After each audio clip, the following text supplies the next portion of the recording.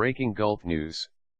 Syracuse, New York, an American Airlines pilot became gravely ill while flying from Phoenix to Boston and later died, but his first officer calmly took over and safely landed the plane in Syracuse, airline officials said. 147 passengers were on board when Captain Michael Johnston, 57, was stricken. Doug Parker, chairman and chief executive officer of American Airlines Group, said in a statement that Johnston passed away while at work.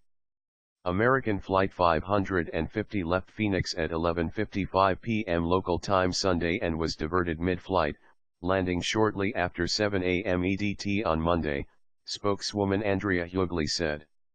After the captain became ill, the first officer took over. American 550. Medical emergency. Captain is incapacitated, the first officer told the Syracuse airport tower, requesting a runway to land. In a recording of his exchange with the tower, he expressed concern over whether ambulance medics could get on the plane quickly.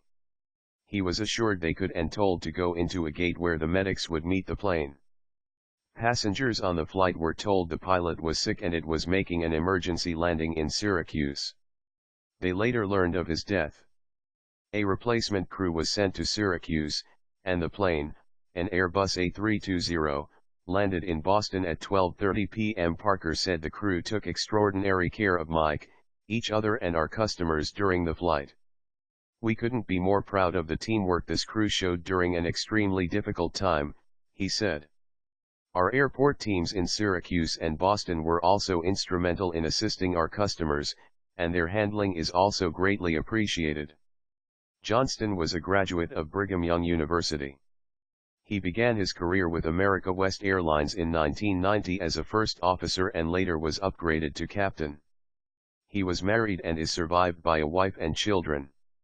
The Federal Aviation Administration said 7 pilots for U.S. Airlines and 1 charter pilot have died during flights since 1994. Aviation experts said there was never any danger to passengers because pilots and co-pilots are equally capable of flying. Ex-airline pilot John Cox, an aviation safety consultant, said when one pilot becomes unable to fly, the other will rely on help from the plane's automated systems and get priority treatment from air traffic controllers. The passengers were not in danger, absolutely not, he said. Passenger Louise Anderson, heading from Reno, Nevada, to Boston via Phoenix, said she had dozed off on the flight. What I woke up to was the flight attendant telling us we were making an emergency landing because the pilot was ill, she said. She said rumors of the pilot's death circulated in the Syracuse airport but were confirmed only by an announcement on their makeup flight to Boston. Anderson said the mood on board then was somber, but she commended the crew's handling of a tragic situation. Airline pilots must pass physical exams every 12 months, every 6 months for captains 40 or older. Captains and co-pilots usually take turns flying and doing takeoffs and landings, said former airline pilot James Record, who teaches aviation at Dowling College in Oakdale. The advantage to that is the co-pilot gets an equal amount of experience and the captain gets to see how the other guy flies, he said. Record noted the co-pilot remained calm while describing the emergency and requesting permission from air traffic controllers to land. He was doing what he's trained to do, fly the plane, Record said. He was probably more concerned with the health of his buddy, his crew member, than his ability to fly. Modern airliners are capable of largely flying themselves. There's debate in aviation circles about whether over-reliance on automation is eroding pilots' flying skills.